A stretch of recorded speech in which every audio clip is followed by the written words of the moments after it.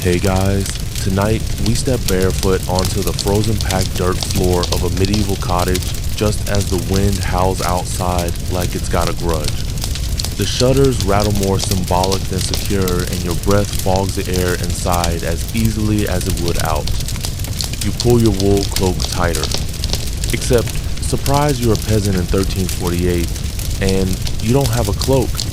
You have a threadbare tunic, patched for the 6th time and somehow still itchy. The hearth sputters weak orange light as the firewood dwindles, and now you've got one goal: don't die of the cold before sunrise. So, before you get comfortable, take a moment to like the video and subscribe, but only if you genuinely enjoy what I do here. And hey, let me know your location and local time. I'm always curious who's out there with me in the quiet. Now, dim the lights, maybe turn on a fan for that soft background hum, and let's ease into tonight's journey together.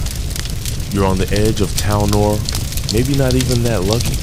Your cottage is hunched on the outskirts, built of timber, mud, and the kind of stone that doesn't believe in insulation. The ceiling sags with age. Every creak of the rafters is a hymn to entropy. Your entire world is this one-room structure, low-ceilinged and dim, housing your parents, siblings, possibly an aunt, maybe a goat, and it's freezing. You're not allowed to complain, though. Complaining gets you nothing except a withering look from your mother, who's already layered in 3 wool shifts and muttering something about St. Bridget keeping toes from falling off. She's muttering it in earnest, so there are no atheists in 14th century winter. Outside, it's no better. The path to the latrine is crusted with icy mud. You take one cautious step into the yard and almost lose your balance. One wrong move and you're mud-soaked and miserable, with a high risk of catching something terminally poetic like lung fever. Medieval winters are unforgiving like that. You don't trudge, you shuffle. You don't breathe deeply, you sip the air so your lungs don't seize up like a blacksmith's anvil left out overnight. Inside again, the hearth is your holy place. It's the center of gravity, the emotional support system, the therapist who doesn't talk back. Its warmth doesn't reach every corner of the room, but everyone huddles close, casting long shadows on the uneven plaster walls. That's when you notice how your fingers barely move. You sit on them without thinking, not to be polite, just to keep them. You try to recall the last time you were truly warm, not lukewarm, not sweating slightly under 3 sheepskins. Warm, actual warmth. Historians still argue whether medieval peasants truly acclimated to the cold or just suffered through it season after season, clinging to routine and superstition like threadbare blankets. There are some rumors, of course, that the lords and ladies in the manor have huge fireplaces in every room, that they wear furs lined with more furs and sip hot wine like it's soup. But that's another world, and you don't have time for class envy. You're too busy stuffing dried moss in your boots because it sort of helps keep the frost out. Sort of. Your breath smells of onions, ale, and the past 2 weeks of root vegetables. Your skin hasn't felt soap in a while. But in the stillness, there's something oddly peaceful. The fire crackles. Someone across the room shifts and coughs. A baby whimpers, then settles. You share everything. Warmth, body odor, bedtime stories, and dreams.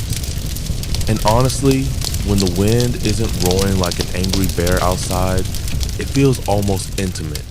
Not pleasant, don't go romanticizing it, but real, grounded. You've never heard the word hig, but you know its essence. Tonight is one of the bad ones, the kind where the frost settles on the inside of the walls. Your breath crystallizes before it hits the air. You curl into a ball, knees to chest, tucked beside your younger brother who's doing the same. Your mother throws another damp log on the fire, and it hisses like a cat. You wait for the heat to return, inching closer, trying not to burn your souls. A dog growls in his sleep. Someone farts. You all pretend not to hear it because warmth beats pride every single time. It's still only November. The wind outside whistles like it's trying to squeeze through every crack in the wall, and unfortunately, it succeeds. You pull your blanket tight or not, that it's much of a blanket. It's a woven scrap, more whole than whole, but you clutch it anyway. Welcome to your medieval fortress. 4 stone walls that trap cold better than they trap heat, and a thatched straw roof overhead that occasionally drips when the frost melts just enough to remind you it exists. Let's not sugarcoat IT medieval peasant homes, our glorified sheds with dreams of being cozy.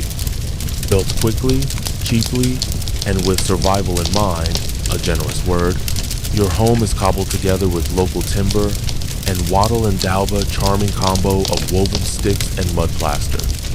It's like living inside a dried mud pie and just about as waterproof.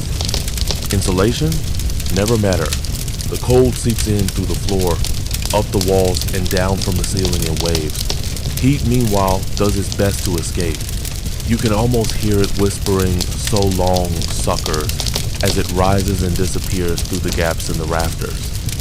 And don't even think about windows. If your cottage has any at all, they're tiny, more like portholes than portal sand covered with parchment or horn rather than glass. These make for terrible views and even worse airflow. But hey, at least they keep out the worst of the snow.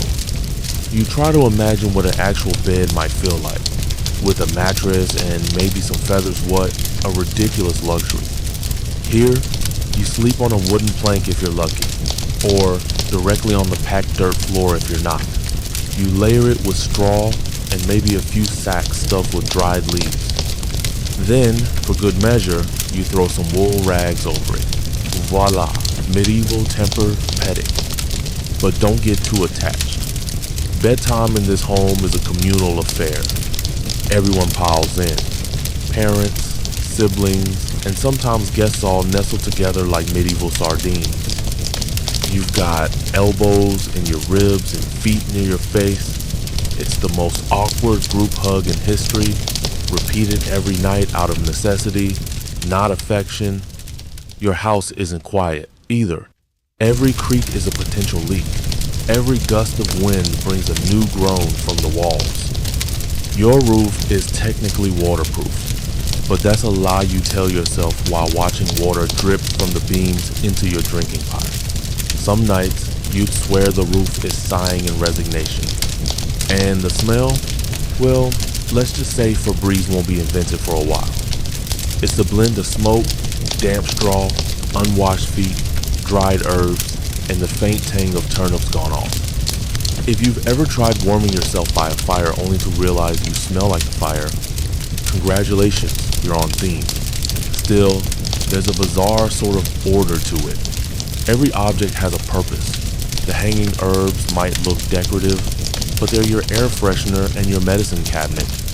The wooden beams are low enough to bonk your head every morning, but you'd miss them if they were gone. Historians still argue whether peasant homes were always this cramped, or if overcrowding was more a symptom of specific regions and seasons. Either way, you learn to live with it. Because the truth is, despite the cold, the leaks, the communal snoring, and the floor that never dries, this is your refuge. When a storm howls, when wolves cry in the distance, when hunger gnaws and fevers hover, these 4 crumbly walls become the only thing between you and nature's full wrath. On the worst nights, when even the fire refuses to cooperate, you gather close and hum the old songs. Your father tells stories passed down for generations. Your mother whispers prayers in the corner, rubbing a charm between her finger-saw smooth pebble, a wooden cross, maybe just a button from a long-lost coat. It's hard to tell in the gloom. You lie on your side, eyes closed, shivering quietly, and try to imagine summer. Not sunshine and flowers. No, you'd settle for a warm patch of dirt and a breeze that doesn't bite. Outside, the moon floats above the fields like a smug little coin, and your thatch roof mutters to itself with every gust. A bit of straw falls on your nose. You brush it off, pull your blanket up, and scoot closer to whoever's nearest. There's no such thing as personal space. Only shared warmth, uneven breathing, and the hope that the roof doesn't cave in. You fall asleep to the rhythm of the fire's hiss and your own teeth chattering. Another cold night survived. Barely. You wake before the sun, because the sun is a diva and medieval life doesn't wait for curtain calls. Your breath fogs in the dim room. The fire's long gone out, leaving behind a pile of sad gray ash that once had dreams of being warm.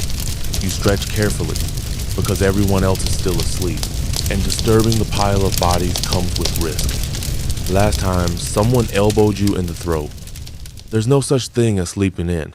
Not when animals need feeding, water needs hauling, and your daily calories depend on whether or not you move your body before it turns into a peasant-shaped icicle.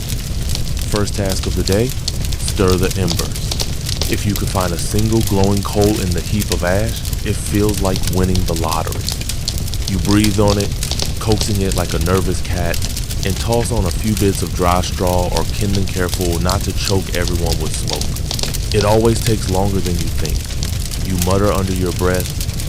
You threaten the fire. You say a prayer to St. Lawrence, patron of cooks and barbecue saints. Eventually, it catches. A tiny flicker. Civilization reignited. You huddle by the weak flame, trying to decide whether it's better to warm your hands or your feet. Both are numb. You compromise by adopting a squat that would break a modern office worker in seconds. The kitchen, if you can call it that, is barely a corner. A big pot hangs over the fire. Yesterday's pottage still clings to the sides like a clingy ex. You scrape it down, toss in some oats and water, maybe a few withered root vegetables, and hope breakfast doesn't taste like despair.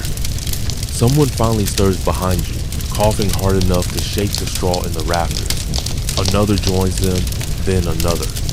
Soon the room is full of movement and groaning and people muttering, "What day is it?" Like they expect the answer to be different. You all dress by the fire, if you're lucky enough to have more than one set of clothes. The layers go on in reverse. Undergarments that haven't been washed in weeks, then wool or linen tunics that trap more smoke than heat. Socks are a luxury. You wrap your feet in rags.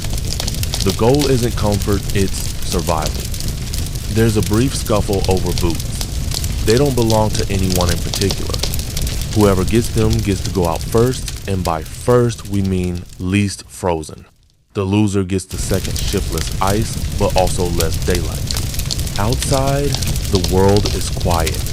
Snow deadens the sound, and your footsteps crunch with comic predictability. You trudge to the well, hauling water in buckets that freeze your hands through the wood. You wonder if your fingers will fall off. Probably not. Hopefully. Then it's off to check the animals. The barn is no warmer than the house, but at least the body heat of pigs and chickens provides a little comfort. You mutter hello to the cow like it's your best friend, which, let's face it kind of is. You refill troughs, shovel muck, and hope nobody freezes to death today, including yourself. Historians still argue whether peasants truly dreaded winter, or if they adapted with a mix of superstition and stubbornness. Either way, you've heard all the folktales. Snow is the breath of mountain spirits. Frost is punishment for sleeping in. If you dream of fire and wake up cold, it means someone in the village is lying. You finish chores with frozen knuckles and a nose red enough to guide a sleigh. Back inside, the house smells like cooked cabbage and wet socks. Your siblings fight over a wooden spoon. Someone spills the last of the milk, and you're reminded that winter is not a silent retreat, it's a noisy, smelly, survivalist team-building exercise. The rest of the day is a blur of chores, if the weather allows. You mend clothes, spin wool, chop kindling, and try not to fall asleep standing up. Midday brings the brightest light, and by brightest, we mean slightly less gray. That's when you bundle up and do any errands. Trade for firewood, check on the sick, borrow tools. You walk through slush and slop and mud that freezes your toes just enough to question your life choices. By sunset, which arrives far too early in winter, you're already thinking about the fire again. Will it light? Will it stay lit? Do you have enough fuel to make it through the night? You sit by the flame, eating the same pottage you had this morning, only thicker and sadder. You don't complain. Complaining is for nobles and poets. You're just glad it's hot. Tonight, like every night, the family piles into bed again. No one wants to be the one on the edge. It's always colder there. So you negotiate. You bribe with promises of chores. You fake a cough. Eventually, you wiggle into the warm middle, feet tangled, shoulders squished, nose nearly in someone's armpit. Cozy? Number. But warmer than the alternative. The wind picks up again, rattling the shutters like a ghost demanding entry. You pull the blanket over your face. Tomorrow will be the same. Ashes, oats, frozen fingers, and all. But for now, you have the warmth of a fire, the rumble of a familiar snore, and a roof that despite everything still holds. When dawn arrives, though, you wouldn't know it through the milky gray light. You peel your eyelids open to the usual sensation of icy air tickling your nose. But it's not your turn to get up first. Today, you lucked out. Someone else has the morning fire-starting shift, and you savor the rare moment of laying still in the hay-stuffed mattress, even if a sibling's knee is lodged in your ribs like a very persistent tree branch. Soon enough, the fire crackles and warmish steam drifts from the breakfast pot. You drag yourself upright, stretch your aching joints, and brave the morning chill to check on one of your most prized possessions, the family boots. They're not exactly a matched pair. One is a hand-me-down from a distant uncle, the other, a patched relic your father swears, belonged to a soldier who survived 3 winters and a lightning strike. You believe it, the thing smells scorched. You lace tie them with a bit of frayed ropian, step out for the first big challenge of the day, staying alive while hauling wood. Gathering firewood in the dead of winter isn't just inconvenient, it's a strategic operation. You're not out here casually picking twigs like some medieval Pinterest board. No, you're scavenging like a raccoon with a schedule. That half-buried log you spotted last week, you dig it out with gloved hands, scraping frost off the surface like it's coated in diamonds. Even damp wood is worth it. If it smokes, so be it. You tie the haul with a cord and hoist it onto your back. Your breath comes out in great white gusts. Your cheeks sting. You hum under your breath, not from joy, but to keep your teeth from chattering into oblivion. Historians still argue whether peasant winters were truly miserable or just a different kind of normal. But the layers of frostbite prevention strategies you're using say otherwise. People used to stuff straw between tunic and skin to trap body heat, or sew rabbit fur into hoods for extra insulation. If you were lucky, and we mean lottery-winning lucky, you might even have access to sheepskin-lined mittens. One mainstream fact is this: fuel was life. Firewood was currency. Villagers sometimes fought over it. Literally. There are recorded disputes where people hurled insults and clumps of sod over claimed tree stumps. It's why many families turn to decomposed plant matter from bog sauce an alternative. The smell, let's just say it adds character to your pottage. Once you've hauled the wood inside, you stack it beside the hearth like precious jewels. Everyone notices. You get a few nods of respect, a grunt of approval. Someone even offers you the last scrap of turnip. That's as close to applause as it gets in this world.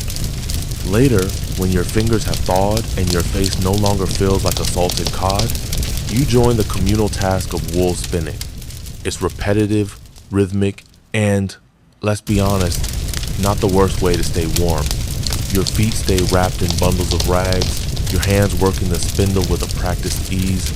Someone cracks a joke about a neighbor who accidentally spun his beard into the thread last winter. Everyone chuckles. Then the laughter trails off into that sleepy winter silence again, the one that hums between chores. You take a moment to stare out the window, or what passes for one. A hole in the wall covered with oiled parchment or horn. Outside, the world is still white and still. Snow drifts down in lazy, defiant flakes. A crow hops across the roof, looking colder than you. Inside, the fire hisses gently. someone pokes it with a stick. Sparks rise. You feel something you could almost call cozy. One quirky belief from the time is that chimney smoke could carry away illness. Some families even block chimneys on purpose to keep health trapped inside. You're not entirely convinced by the logic, but it does explain why the ceiling occasionally resembles a ham smoker's worst nightmare. Mid-afternoon is chore roulette. Someone's got to fetch water again. Someone else has to fix the roof. You're lucky this time. Blanket patching duty. You take your seat near the hearth, darning holes in woolen covers that resemble patchwork history books. Every color is a story. Every tear, a struggle. As you stitch, a neighbor bursts in, stomping snow onto the floor like it's a polite greeting. He brings news of a frozen ox, a marriage proposal, and most importantly, a rumor about firewood being stolen near the river bend. There's always something. You mutter thanks, offer him a warm drink, and try not to feel smug about your successful wood haul earlier. Dinner, such as it is, comes with a side of storytelling. Your grandfather clears his throat, leans toward the fire, and begins a tale about the winter he lost 2 toes but gained a wife. You've heard it before, but the warmth of shared memory makes it feel new. By nightfall, you're exhausted but not from lounging. Every movement today was a battle against the cold. Every breath you took was a victory. And as you nestle into your corner of the communal bed, layers of patched wool draped over your shoulders, you feel something unexpected, pride.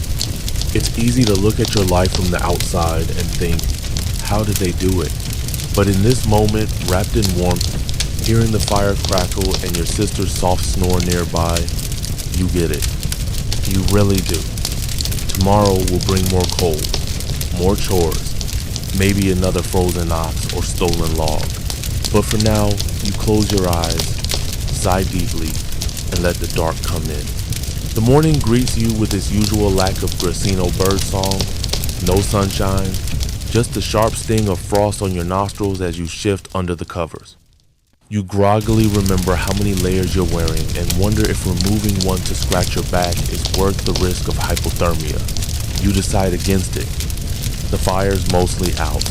Just a few glowing embers blink like sleepy eyes. It's your turn to revive it. You groan internally okay, maybe externally too, and shuffle across the creaky wooden floor.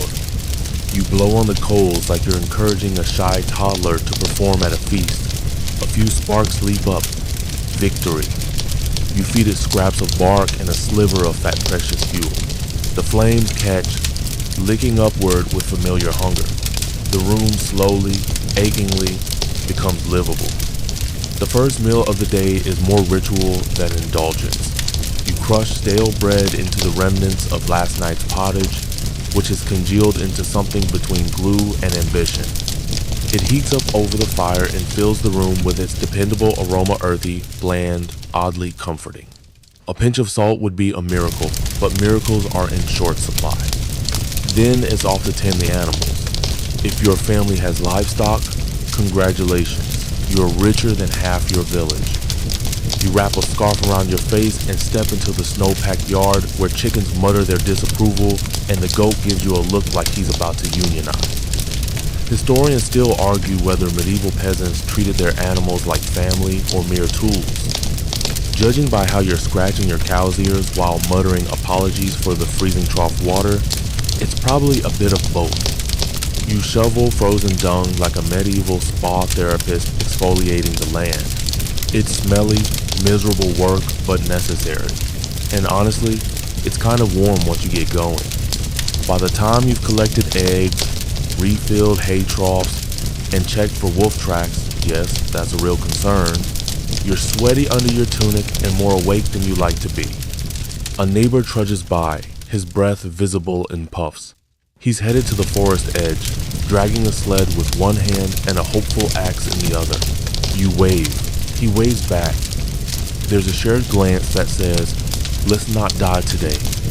You return to your dwelling and strip off your outer layers like a tree shedding its bark. The sweat starts to cool immediately. You press close to the hearth again, rotating like a rotisserie chicken. Now comes the warming hour, the brief midday lull when the house is warmest and daylight filters weakly through the waxed parchment windows.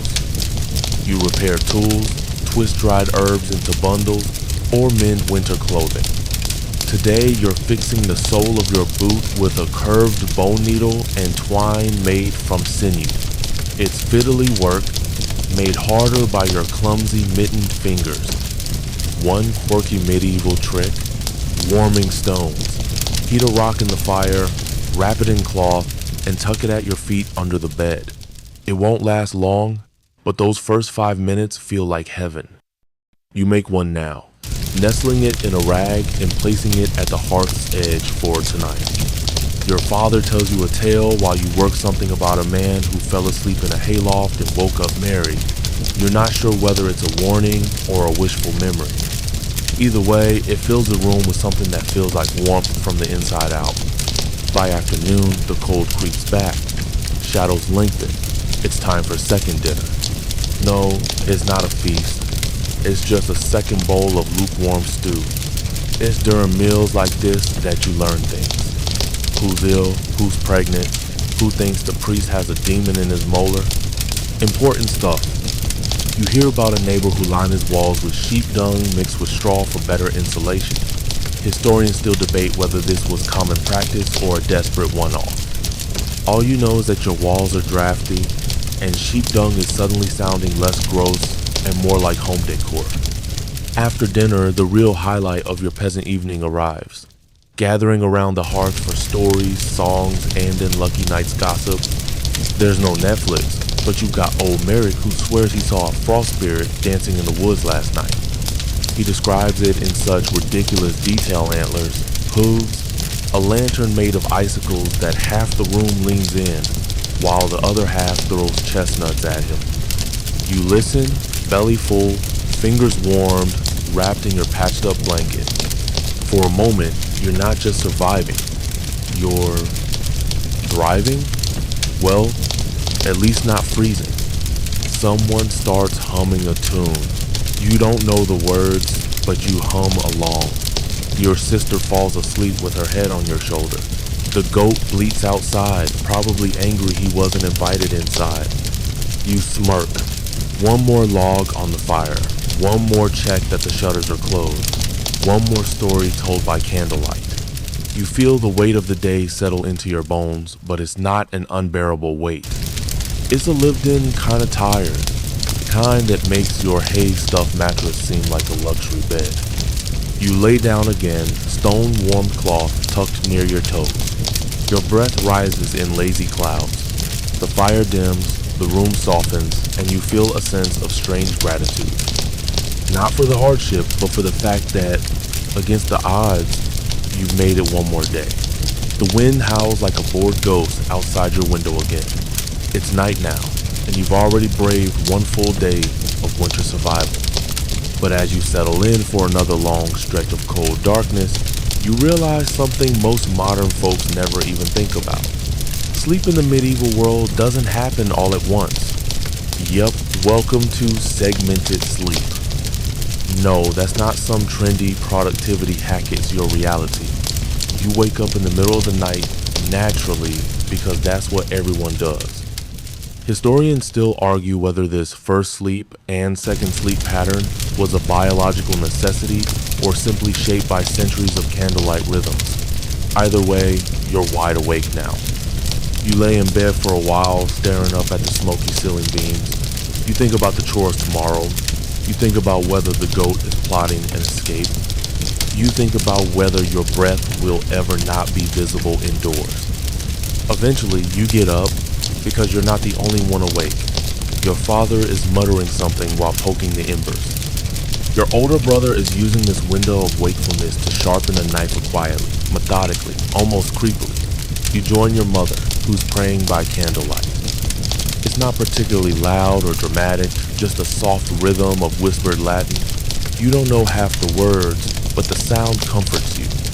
Some people write in this weird twilight zone between sleeps. Some eat, others, well, some couples use this time for intimacy. It's quiet, private, and still. Let's just say No one's knocking boots when the boots are literally frozen. That's for summer. You wrap yourself in a wool cloak and venture outside briefly to relieve yourself far from the house, of course.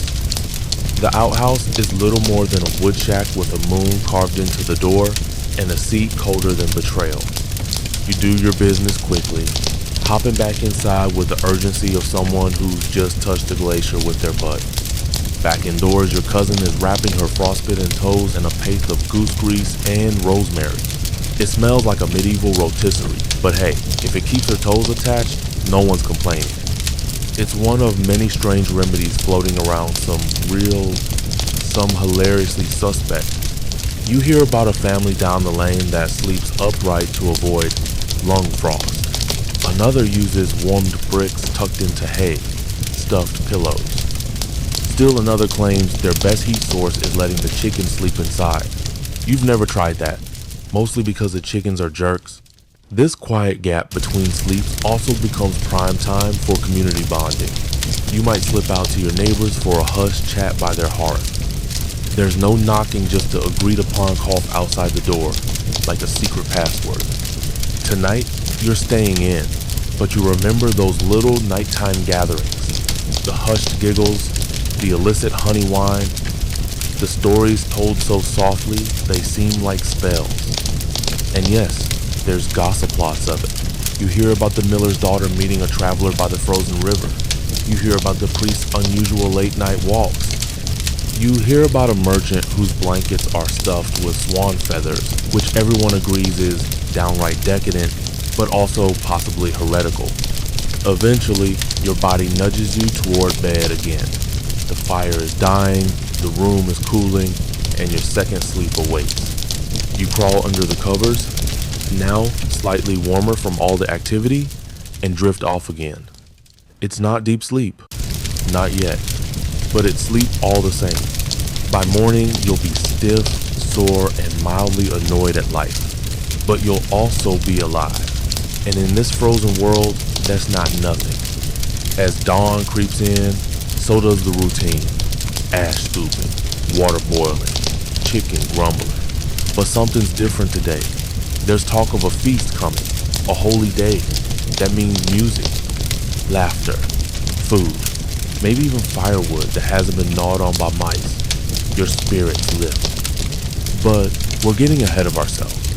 First, you need to endure another morning frost bath. You splash your face with water from a bucket that's more slush than liquid.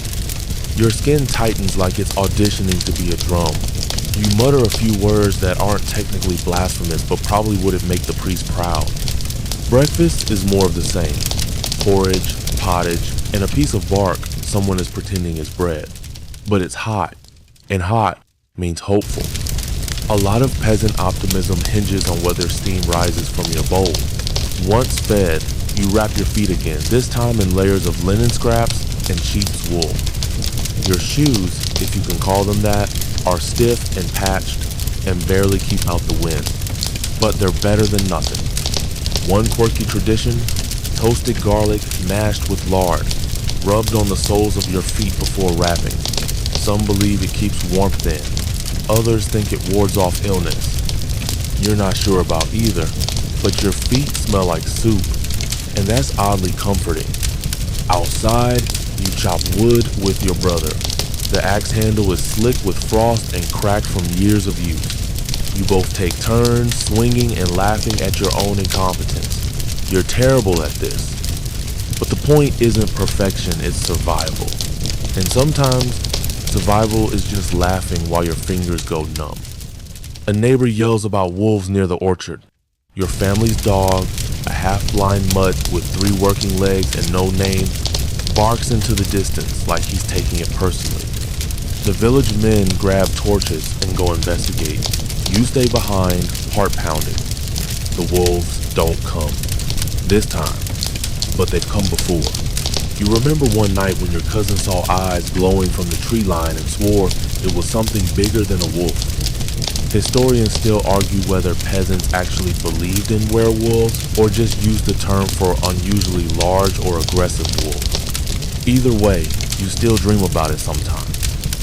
Evening comes again, and the fire feels warmer than usual. Maybe it's the garlic feet. Maybe it's the fact that you haven't frozen yet. You smile. You're getting used to this. That in itself is strange comfort. You wake with a start again. Your second sleep was deep, maybe too deep. And now the cold has snuck in like a thief, nibbling at your ears and tugging at your toes. The fire has surrendered to ash, and your breath hangs in the air like a speech bubble waiting for a cartoon caption. Someone's already moving around the house. It's your uncle clanking something near the hearth. Judging by the smell, he's attempting to make tea out of boiled bark. Or possibly just boiling bark and calling it tea. Either way, you're tempted. You pull your blanket tighter and wonder, not for the first time, how anyone makes it through a winter this long. The truth is, medieval peasants don't just survive the cold. They outsmart it, negotiate with it, even mock it. Today, your family is preparing to do just that with a cold weather festival. Yes, really. In a world where heating your bed requires sleeping next to a goat, people still found ways to celebrate. And winter, believe it or not, brought more holidays than you might expect. From midwinter feasts to obscure saints' days, the long nights were broken up with small bursts of joy, warmth, and frequent lie mildly concerning beverages. Today is one such feast day, and while you don't even remember the saint it honors, something of something else, what you do know is this: there will be dancing, food, and possibly someone in a chicken mask. Last year's festivities featured a drunken rendition of a hymn rewritten with barnyard noises, so expectations are low but the mood is high.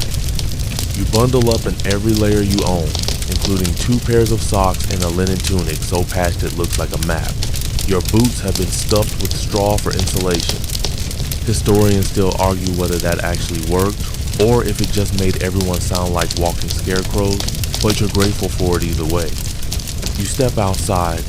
The air is sharp enough to slice bread. Smoke from neighboring homes rises like lazy gray snakes against the pewter sky. You trudge toward the common area, where the makeshift celebration is taking shape. Someone's building a bonfire. Someone else is setting up a crude table made of planks balanced on barrels. There's breadings and slightly burnt, just how you like it. There's stew bubbling in a giant cauldron, its scent equal parts inviting and mysterious. You recognize garlic, maybe leek, possibly squirrel. The villagers begin to arrive, bundled and bundled again. There's laughter, teeth chattering, music if you count rhythmic thumping on wooden bowls as music, and you do. Because tonight, it's all about distraction. From the cold, from the hunger, from the endless sameness of surviving. A group of teenagers start singing a chant, not particularly in tune, but with conviction. Your cousin joins in, and before long, so do you. It's silly and loud, and for once, the cold isn't the loudest thing in the room. Someone starts dancing. It's less graceful waltz and more controlled falling with style, but it catches on. Even the elders sway gently to the beat, smiling with toothless gums and half-lidded eyes. One of the younger boys passes around a cup of something that burns. Going down, it might be moonshine or maybe just very bad ale. Either way, you take a sip, your nose wrinkles. You can now feel your toes again, so maybe it's medicinal. Over by the fire, a man in a fur cloak tells a story. Something about a knight who slept in a dragon's den to keep warm. The tale gets more elaborate every time he tells it. Last time the dragon offered the knight tea and dating advice, but everyone listens, transfixed. And you're warm now, not from the fire alone, but from this rare sense of shared absurdity. The cold isn't gone, but it's forgotten. For now, someone hands out apple slightly shriveled, but still sweet. Another person brings out preserved meat that's tough as leather, but more delicious than gold. You chew slowly, savoring the salt and the rare taste of protein. As the evening deepens, a few villagers begin a tradition that's more superstition than entertainment, tossing a sliver of bread into the fire while making a wish. Yours is simple another day without frostbite. Also, maybe fewer beans. Laughter erupts when someone's wool cloak catches a stray spark. It doesn't catch fire, just smolders. They stomp it out and take a theatrical bow. The children clap. Someone plays a tune on a single string fiddle. It's deeply out of tune. No one cares. In a dark corner, a couple sneaks a kiss behind a stack of firewood. You pretend not to notice, but also silently cheer them on. The cold makes moments like that rare and bold. Later, there's a story passed from one old woman to another about how a noble once tried to outlaw winter festivals because they were too common. According to her, the peasants responded by building a snowman of the noble and pelting it with dried beets. Historians still argue whether this ever happened, or if it was just the best passive-aggressive protest in medieval history. As the fire dies down and the celebration begins to fade, you realize something profound in its simplicity. Joy is an act of rebellion. When the cold says, "Give up," you dance. When the wind howls, you sing off-key. When the frost creeps in, you light a fire no matter how small and gather around it. The stars are out now, bright and pitiless above you. You head back home, limbs aching, heart light. The party's over, but the memory glows like coals in your mind. And tomorrow will be just as cold. But tonight, at least, you remembered what it felt like to be warming the inside. You step through your crooked wooden door and into the faint ember glow of your family's hearth. Your little sister's curled in the straw bed, a smile on her face even in sleep. Your father snores. Your mother hums softly as she mends socks by the firelight. And as you settle under the covers again, the last thought that passes through your mind isn't about the cold. It's about the warmth you made. Morning comes with a vengeance, slicing through your dreams like an icy blade. You blink awake to a ceiling frosted with tiny icicles and a blanket stiff with condensation. Your first instinct is to burrow deeper, to pretend that maybe, just maybe, this isn't happening. But your bladder disagrees, and unfortunately, so does the livestock. Because yes, if you're a medieval peasant surviving winter, odds are you're sharing your home with animals. Not metaphorically, literally. There's a goat chewing cud near your feet and two chickens eyeballing you like you owe them rent. You swat at the cold and sit up, muscles groaning in protest. The house stinks off sweat, hay, damp wool, and just a whisper of pig butt. It's a familiar stink, and in a way, a comforting one, because those animals, they're your heating system. Your fuzzy, slightly judgmental, very loud heating system. Historians still argue whether the cohabitation of animals and people was more about heat conservation or convenience, but there's no denying it kept you warmer than a stone-floored hovel with zero insulation could on its own. Even if the downside is the occasional goat nibbling your hair in the middle of the night, you tug on your rough wool tunic, still slightly damp from yesterday's snow. It smells like smoke and onion. Everything smells like smoke and onion. Welcome to winter laundry, where the drying process takes so long you often forget which items are technically clean.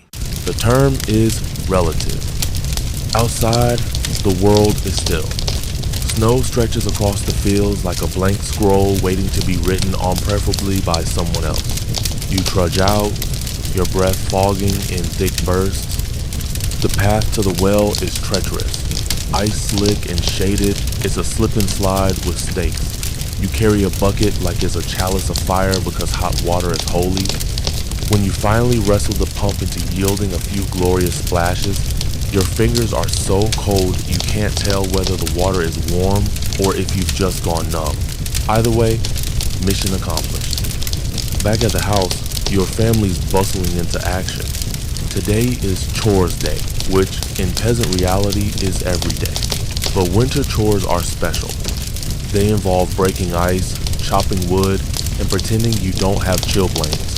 Spoiler, you do. You and your cousin head to the woodshed to collect more fuel. The logs are heavy, damp, and frozen to one another in a reluctant marriage of necessity. You use a rusted hatchet with a handle worn smooth by generations. Each swing is both exercise and prayer. You're not trying to make a fire, you're trying to survive until May. Back inside, your mother's layering more hay into the bedding. Not for comfort, just insulation. She mutters something about mice. You nod solemnly. The mice have accepted this home as their timeshare. You've named one Gray. He's surprisingly respectful. Someone suggests heating stones in the fire again. You grab one with a set of tongs, wrap it in cloth, and stuff it under your blanket. It's the medieval version of a hot water bottle, except it sometimes burns holes in things. Still, you'll take it. That warmth is like a blessing from the gods. Later, you sneak away for a walk. Not out of laziness, just for a change of scenery. But here's the truth, no one tells you. Winter fields are not pretty when you're a peasant. They're brown, icy, muddy nightmares dotted with frozen animal tracks and weird smells you don't investigate. You squint up at the gray sky and briefly consider offering a sacrifice to the sun. You spot a neighbor struggling with a cartwheel frozen into a rut. You help him out of obligation, but he offers you a treat, honeyed oatcake wrapped in cloth. It's hard as a rock and possibly from last summer, but it's sweet, and that's a small miracle. You nibble it on your way home, feeling momentarily rich. Back at the hovel, your siblings are gathered around the fire. Your older brother's whittling, some possibly a spoon, possibly a weapon, hard to say. Your younger sister is singing. Not a song you know, just a melody she made up that sounds suspiciously like "Please feed me," repeated in different pitches. Your parents are talking about repairs. The roof has sprung a new Leak Classic thatch problem and the snow melt is coming down in a single annoying drip right over the sleeping corner. Someone suggests moving the bed. Someone else suggests learning to sleep standing up.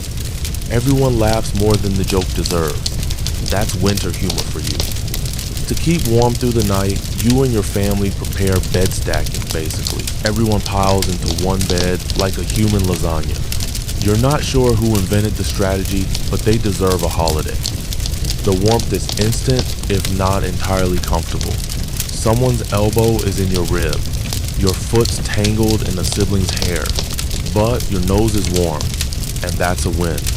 As the evening quiets, your father shares an old story about a peasant who tricked winter itself into sleeping in a wine barrel. It's ridiculous, but also cozy. You imagine stuffing the wind into a bottle and screwing the cap on tight. Poof, instant spring. One of your siblings asks if that's real. Your mother smiles and says, "Only if you believe in it hard enough." Historians still argue whether that kind of folklore was a distraction from the cold or a quiet act of hope. And you drift to sleep wondering what kind of story you'll tell when you're older. Maybe something about the goat that snored louder than your uncle. Maybe about the time you almost froze your lips to the well pump. Maybe just about today, a regular winter day. The kind that makes you laugh, shiver, and wonder how you keep going.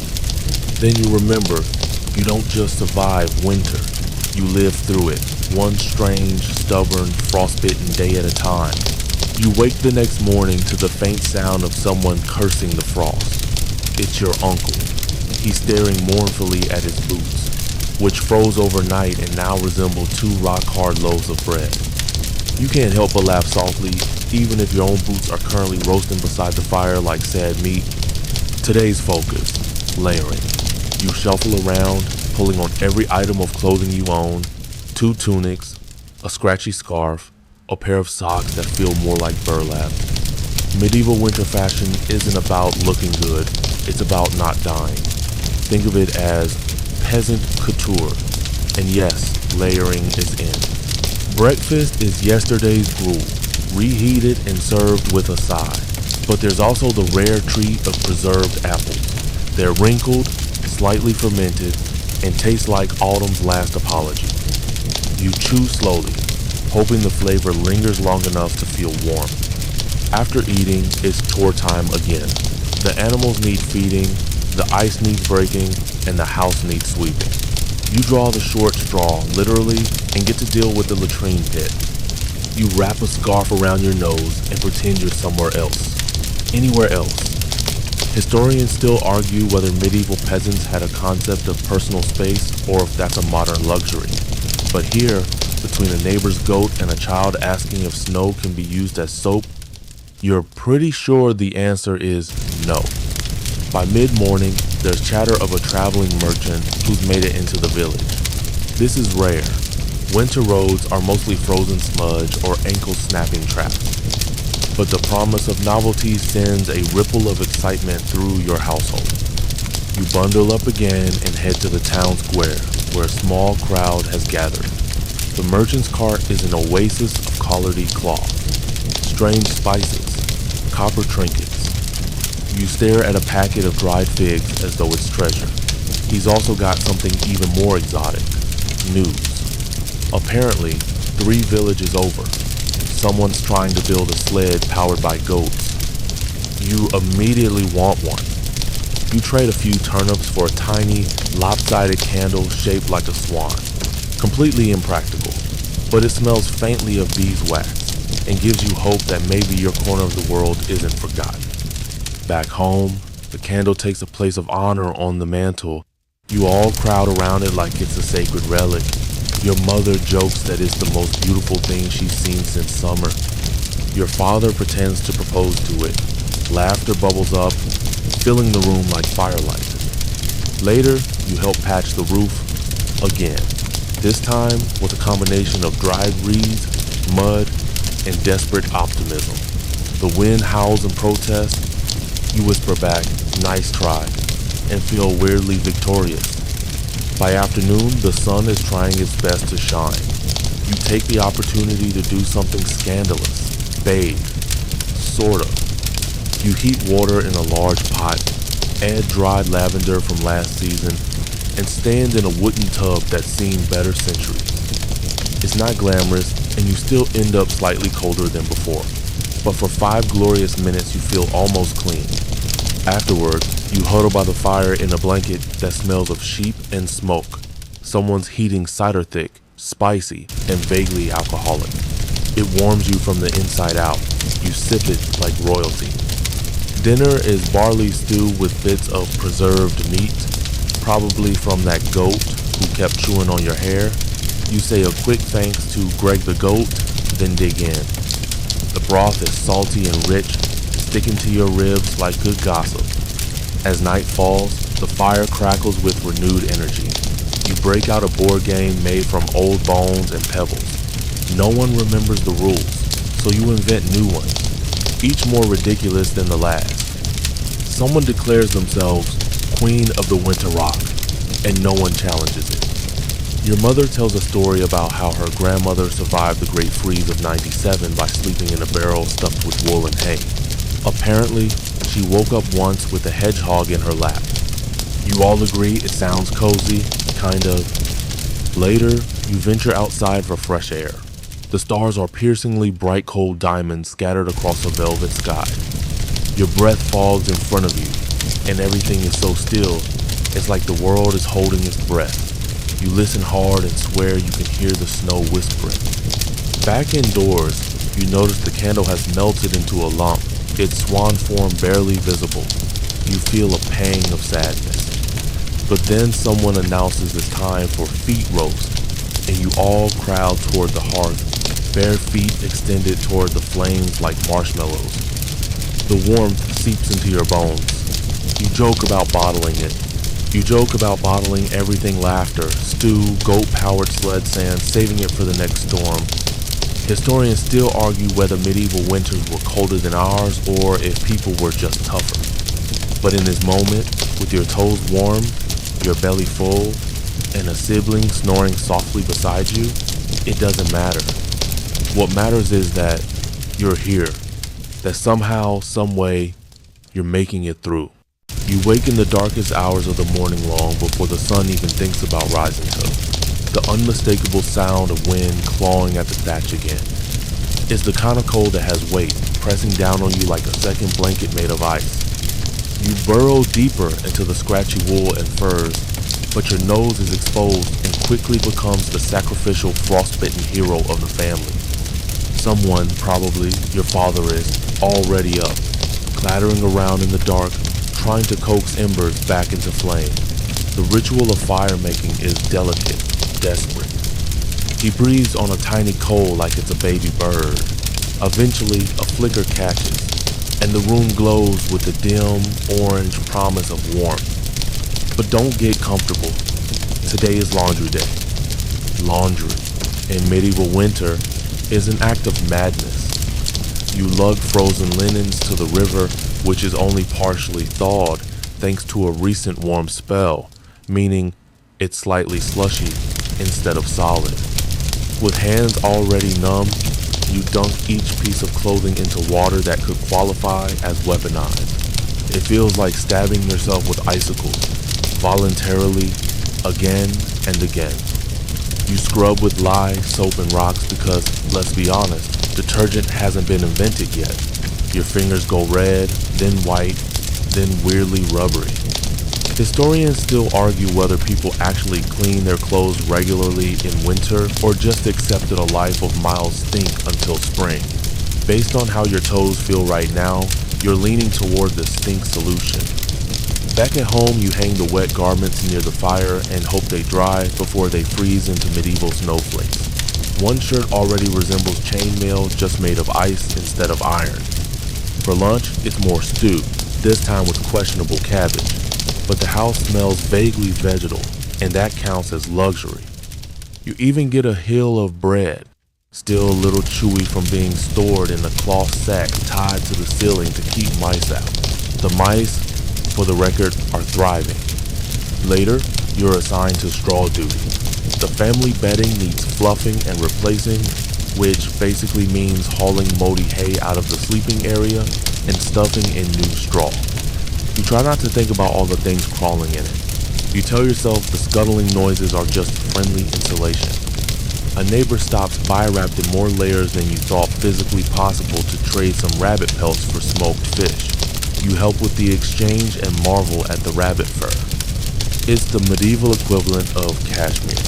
And you fantasize briefly about stitching a whole shirt from it, becoming the most fashionable peasant in the parish.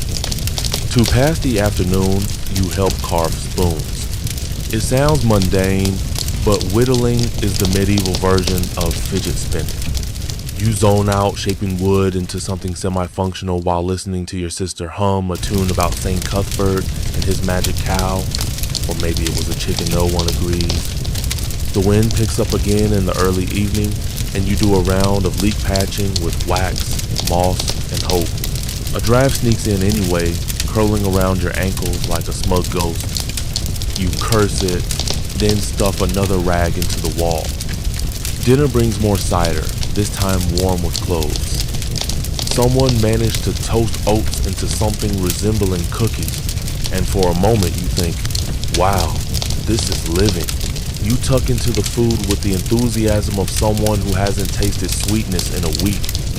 After the meal, the family gathers for storytelling. Your uncle spins a yarn about the time he outran wolves in the forest with only a shovel and 3 onions. You suspect it's half true and completely ridiculous, but you lean in anyway. He uses wild hand gestures, and the punchline makes everyone wheeze with laughter. One fringe tidbit that always surprises outsiders. Some peasants believe sleeping in the nude helped preserve body heat if you shared enough blankets and body warmth. Tonight, you try it, bundled in with your cousin, who sleeps like a rotisserie chicken, constantly turning. You're not convinced about the science, but at least you're too annoyed to notice the cold. The conversation drifts to the village rumor mill. Apparently, someone 2 fields over claimed to see a frost spirit dancing in the woods last night. It's probably just a drunk shepherd. Still, you look out the tiny window a little more cautiously before bed. As you lie there, curled against 2 siblings, a dog, and the remaining warmth of the fire, your mind floats to the idea of cold. Not just physical, but mental, the way the season stretches time, slows your thoughts, makes everything heavier. And yet, here you are, alive, kind of cozy even. Historians still argue whether peasant life was miserable, or just simple. But in these quiet, firelit moments, with snow hissing against the roof and someone softly snoring next to you, misery feels like a word invented by people with too much free time. You drift off imagining what it must feel like to sleep in a castle down feathers, tapestries, maybe even an indoor fire. But would it be as warm without the sound of your family breathing around you like a heartbeat? Probably not. You wake again, not from sound or movement, but from cold. That sharp, petty kind of cold that creeps between blanket folds like it has a grudge. It's not morning yet, not even close, but someone is shifting beside you, trying to discreetly steal a bit of your warmth. You don't mind. You've probably done the same, half asleep and shivering like a plucked goose. Tonight, you're on dung patty duty. You know what that means. You sigh deeply, pull on your stiff boots, and grope around in the dark for your cloak, which smells like wood smoke and very faintly of goat. Outside, the world is silenced by frost. The mud is hard as pottery, and every footstep snaps like glass. You head toward the pasture with a small sack slung over your shoulders, fingers already numb. Dry dung might sound disgusting now, but in medieval winter, it's prime fuel. You're basically collecting medieval coal, and besides, you'll wash your hands eventually. On your return, you pass by the village chapel. Candles flicker in the window, where a few neighbors are praying in shifts for spring to come early. They take turns warming their hands over a single flame, whispering Latin like it's a spell. Historians still argue whether these overnight vigils were spiritual commitment or just an excuse to get near candle heat. Back home, you feed the new patties into the hearth. The smell is unique. Not terrible, but not holiday scented either. You toss in a few pine cones for a better scent profile, thank you, medieval aromatherapy. Mid-morning, your mother gives you a task you both dread and respect, turning the mattress. It's not a mattress in the modern sense, just a tick stuffed with straw and old rags. Over time, it compresses into something closer to a tortilla than a pillow top. You and your brother lift and fluff it, trying to shake loose whatever might be nesting inside. You find a broken quill, half a turnip, and one very confused beetle. Later, you help with a chore that always feels like a game until it isn't. Chasing chickens out of the warmest part of the house. They know the rules, but pretend they don't. You wield a broom like a medieval Jedi, only to have one hen dart under the table and glare at you with poultry defiance. Lunch is barley gruel again. It's filling, if not thrilling. You try to imagine it's a hot bowl of stew from a tavern, served by a smiling innkeeper with a giant ladle and questionable teeth. Instead, it's your sister, plopping it down like she's mad at it. Still, you clean the bowl like it owes you money. By afternoon, the snow starts again, fat flakes like drifting wool. You help seal the door with extra cloths and brush straw over the coldest parts of the floor. Every little trick matters. Some peasants even used bed dogs, small, warm-blooded animals meant to sleep beside you purely for heat. Your mutt isn't trained, but he knows the drill. He curls into a ball so tight, he might as well be a medieval hot water bottle. The biggest news today, the traveling peddler has returned to the village. You shuffle outside with the crowd, wrapped up like a poorly made mummy. His cart is a rickety miracle, piled high with scraps of ribbon, pots, wool, and something truly rare salted almonds. He lets everyone taste one, and it's like being kissed by the sun. He also brings gossip. Apparently, a lord's daughter in the next village over tried to run away with a lute player. It ended in tears, a broken string, and a new rule about music lessons. Everyone laughs, but you secretly wonder what it'd be like to throw caution to the wind, especially when wind is literally trying to flay your cheeks.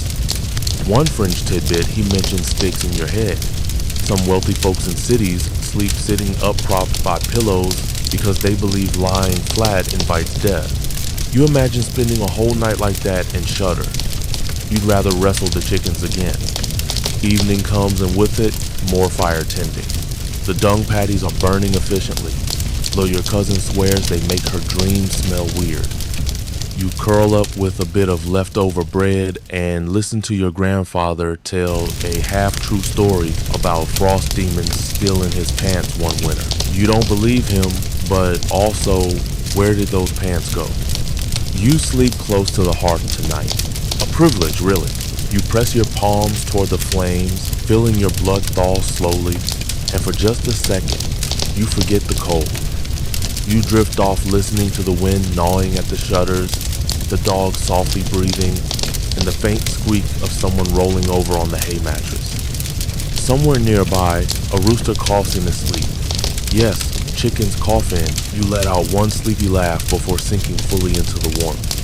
Tomorrow promises more snow, more shivering, more effort just to survive. But for now, wrapped in smoke and laughter, you're okay. You wake with a start, disoriented.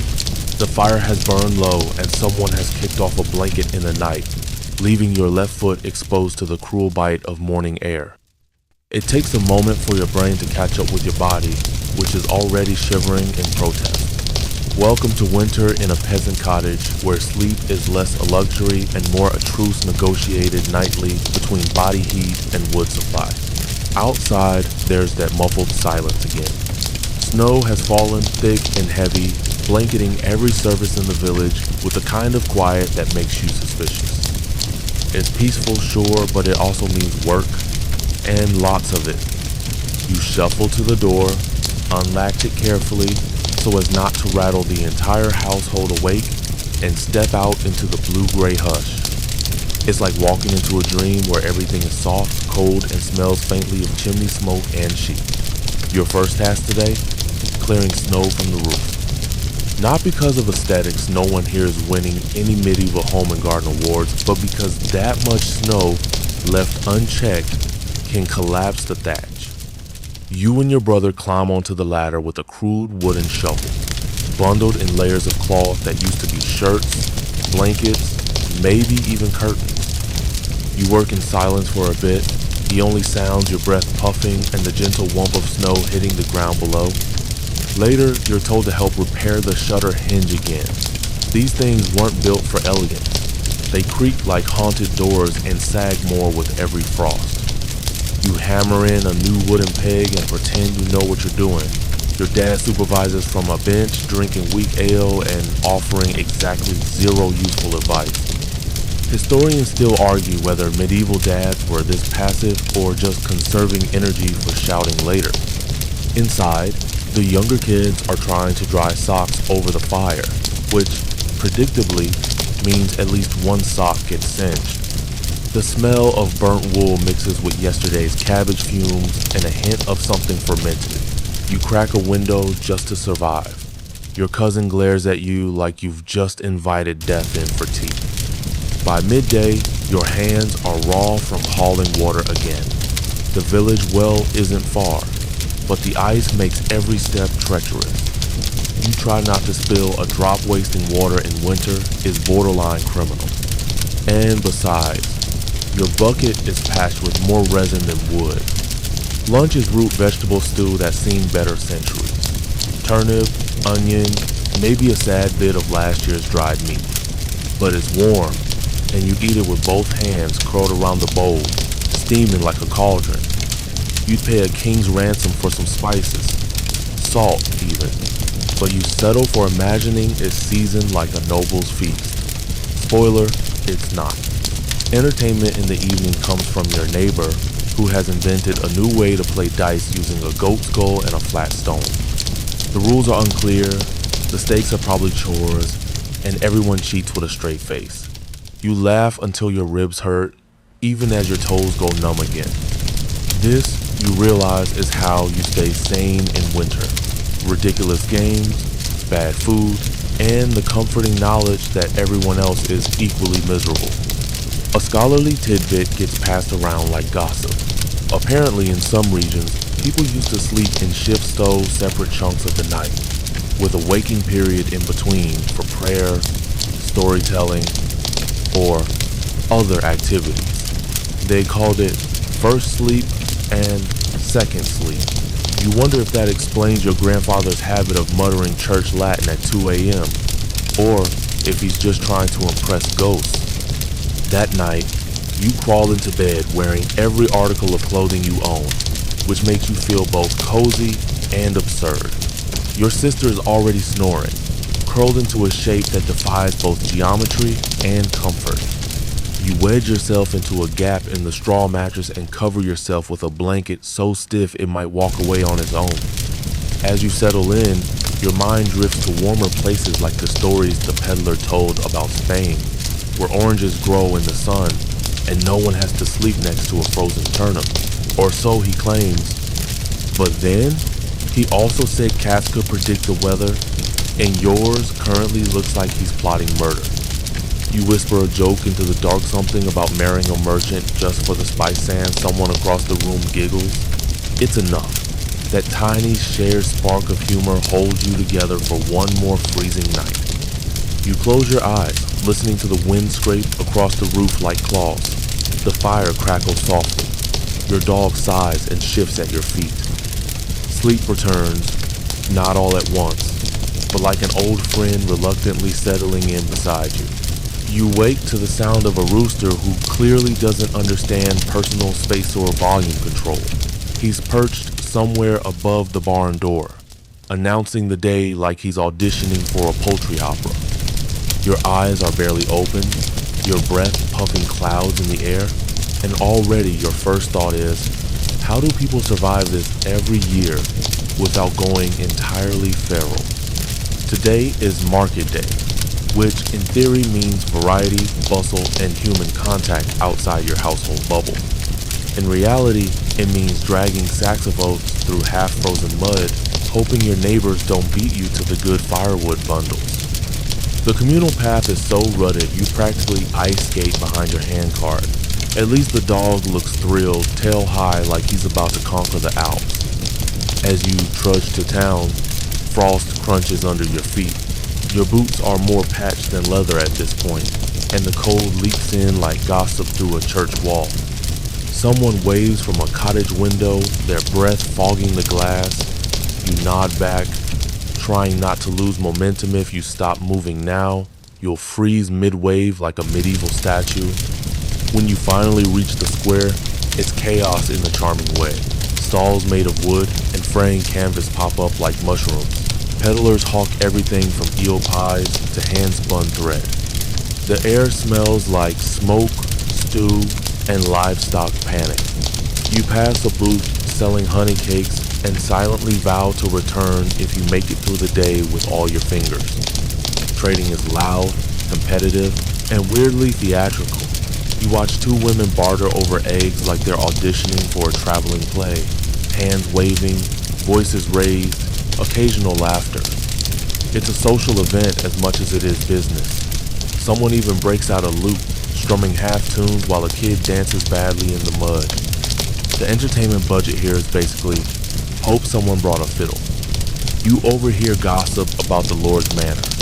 Supposedly, his wife won't leave her chambers until someone brings her snow packed in silk because she wants to sip it like a Venetian. Historians still argue whether noblewomen in Northern Europe really acted this extra, or if the peasants just needed an outlet for creative frustration. You manage to trade a sack of barley for a new cooking pot well, newish. It has fewer holes than the last one, which in your household counts as a major upgrade. You also get a thin wool scarf dyed with onion skins, which is the medieval equivalent of treating yourself. Lunch in town is humble. A warm ale, a turnip pasty, and the kind of bread you could use as a projectile weapon in a pinch. You sit on a low stone wall, scarf around your face, watching life pass by.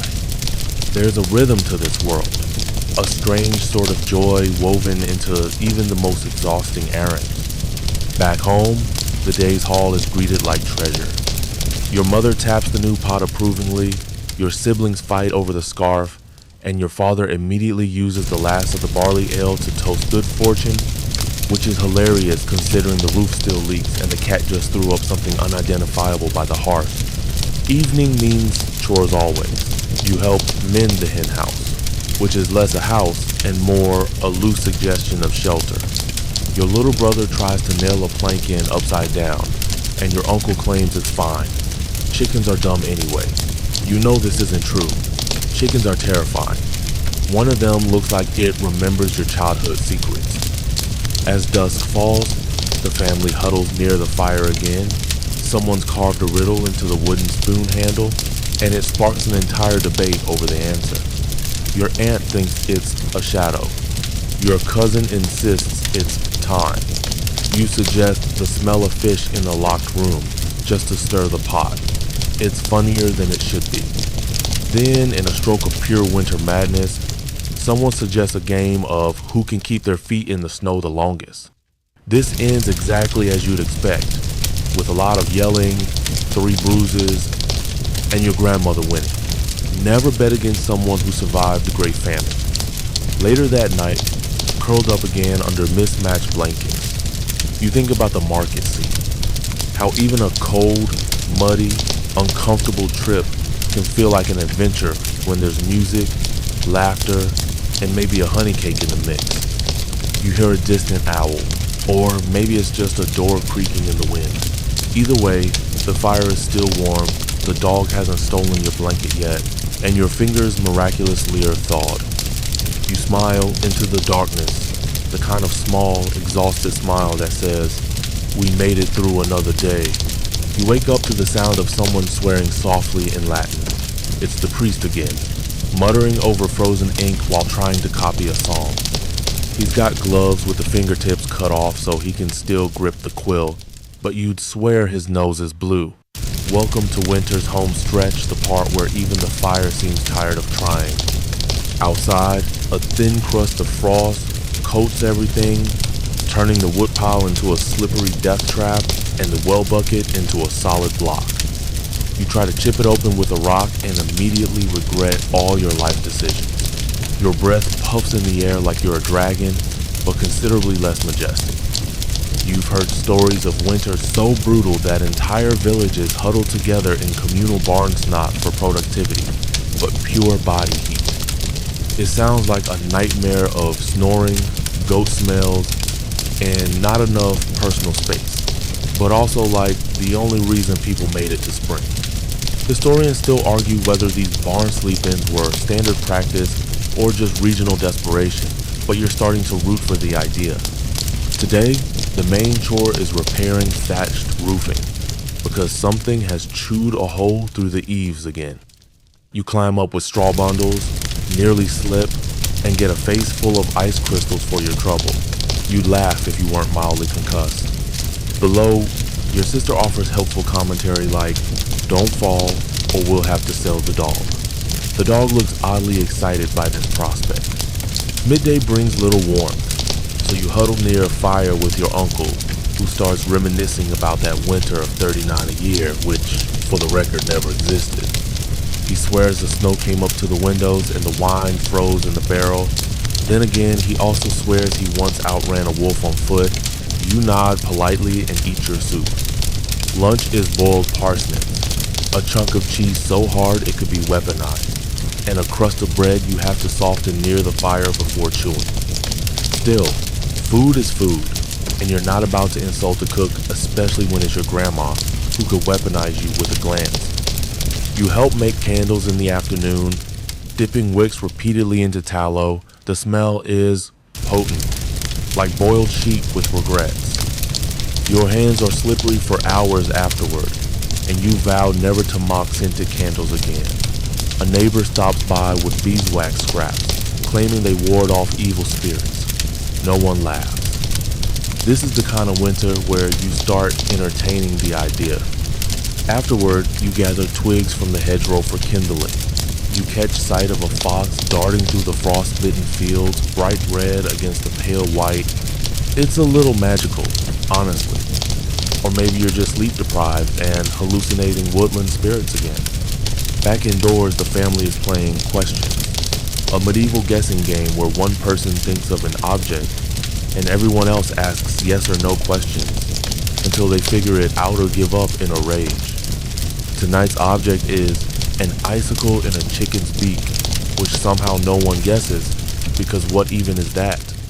As the evening darkens, the howling wind rattles shutters and creaks the roof beams. You wonder, as you often do this time of year, whether you'll wake to find the whole house buried in snow. A fire crackles nearby, casting long shadows that make even the dog look sinister. Then comes the best part of the day, story hour. Your father begins a tale about a knight who lost his pants in a snowstorm and had to fight off a bear wearing a tunic. It's ridiculous, but the younger kids are transfixed. And you pretend to scoff, but deep down you're invested. There's something comforting about traditions like this. No matter how bitter the cold, how thin the soup, or how itchy the blankets, there's always someone spinning stories, someone laughing too loudly, and someone trying to sneak an extra potato from the pot. Before bed, your mother hands out sleep rock stones warmed by the fire and wrapped in cloth to keep your toes from turning into ice pops. You sigh with deep appreciation, because nothing screams medieval luxury quite like a semi-warm rock between your ankles. Everyone settles down for the night, layered like lasagna under wool and hay. Your brother talks in his sleep again something about a goat uprising, and your cousin giggles in the dark, which is honestly more terrifying than comforting. You close your eyes, listening to the slow breathing around you, the fire's final pops, the wind's icy fingers scratching at the walls. It's cold, it's cramped, but it's home.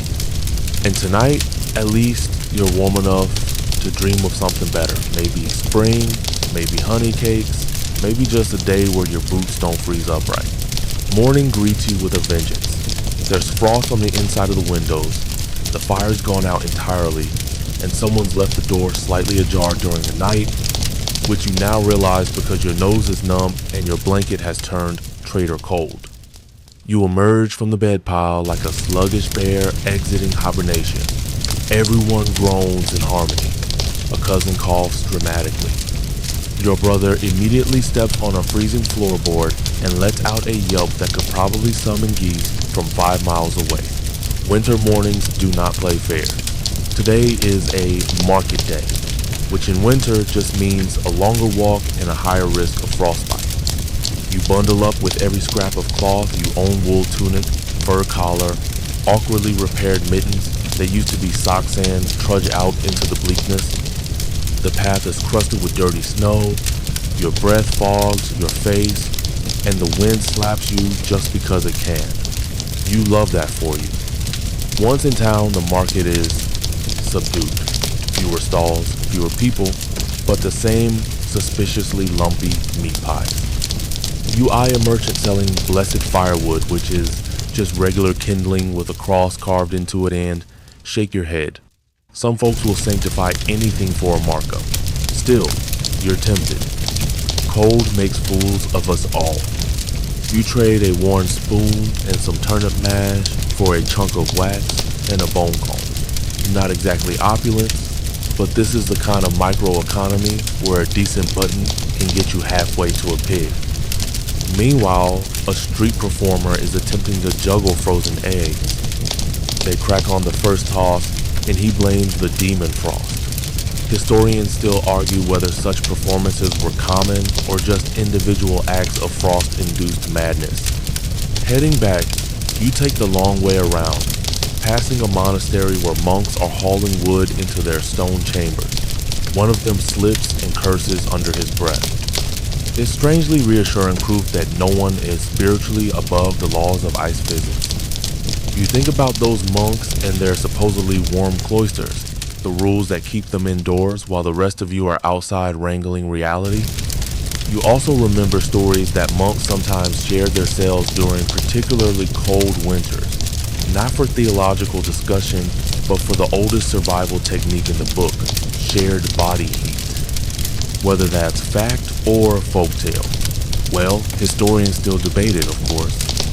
You return home just in time for the evening thaw, which is a generous phrase for the moment when your fingers stop feeling like medieval icicles. There's rabbit stew on the fire, thick, aromatic, probably padded out with barley and hope. You slurp it down like it's holy nectar, then sit back and let the warmth crawl slowly through your chest. Bliss. That night, the snow falls again, heavy this time. You can hear it pressing against the roof, whispering against the walls. Everything feels hushed, wrapped in a white silence that's both eerie and beautiful. You step outside for a moment just to watch it, and the flakes hit your cheeks like tiny frozen kisses. You'd romanticize it more if your toes weren't turning into tree bark. Back inside, you curl up under the thickest quilt, wedged between your cousin and a dog that smells like wet soot but radiates the warmth of a small sun. You've survived another day. You're a peasant in the medieval cold, and while nothing about this life is easy, you've learned the rhythms, the shared burdens, the resourceful layering, the jokes told to distract from the ache in your bones. You even secretly enjoy the communal sleeping arrangements sometimes. It's weird how intimacy grows when you share a single bed with 6 other people and a goat that snores. The candle gutters out. The wind howls once more. But you're warm, you're full, you're alive. So now, with the fire fading to soft embers and the night deepening into silence, you shift slightly beneath your scratchy but beloved blanket. The chill lingers at the edges of the room, but your body is a little furnace, wrapped in all the warmth this world can muster. Outside, the snow continues its quiet descent, covering the world in a hush that makes even the most distant sounds and owls hoot, the creak of a shutter feel like secrets whispered just for you. The air smells faintly of wood smoke, wool, and something sweet maybe. The memory of honey cakes from long ago. You listen to the slow breaths around you. The dog sighs in its sleep. A sibling murmurs nonsense from a dream. Your own breath finds a rhythm, soft and steady. Everything for now is safe. The dangers of frostbite and hunger, of chimney collapses and fireless nights they've retreated, if only for this moment. Your mind begins to drift, not toward tomorrow's chores or the aching cold you'll face again at dawn, but to the comfort of surviving this far, of knowing what to do when the sun disappears early and the moon casts long winter shadows. Close your eyes. Let the past wrap you up like a woolen cloak. You're not just enduring. You're living layer by layer, story by story, night by frosty night. Sleep well, little medieval soul.